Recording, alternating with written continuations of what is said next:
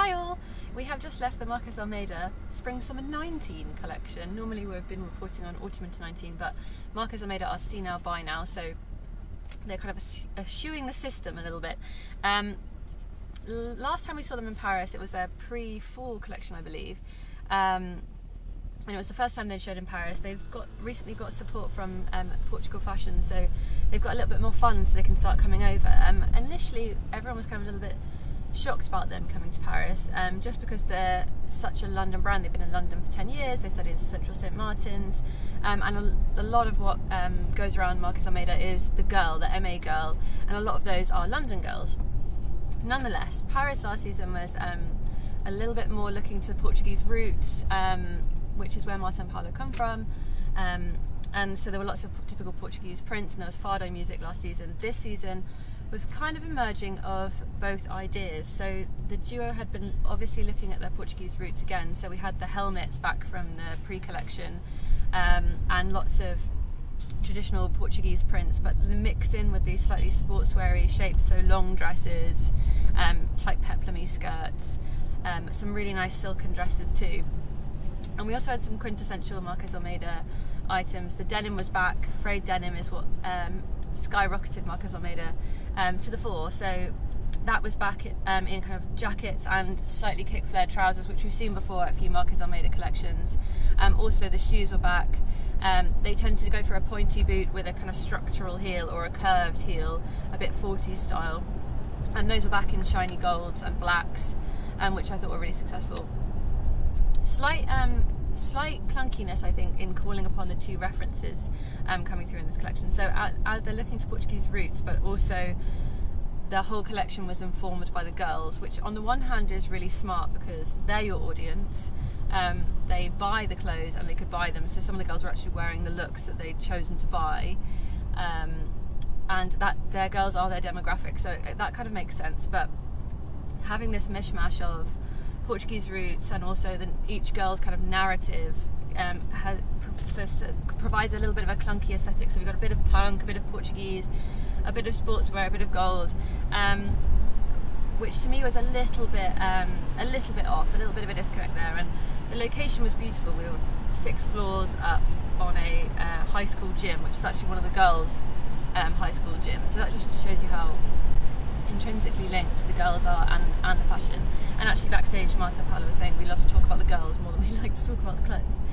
But I do think there was a slight disconnect. And if I think back to Spring/Summer 18, I believe, where they showed in London, in Brick Lane in East London, which is very close to where their studios are, and there was lots of feathering and beautiful brocade, and this to me was just lacking that slight polish.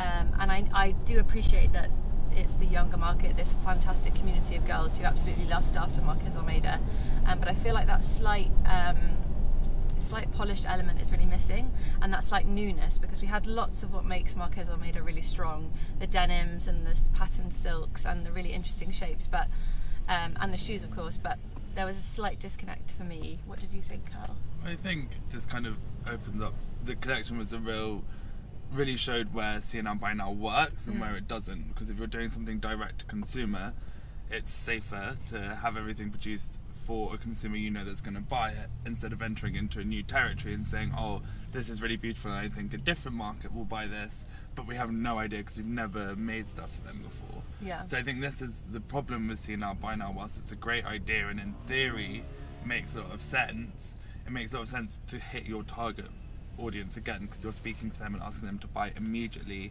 implying that they're already watching your catwalk, already involved.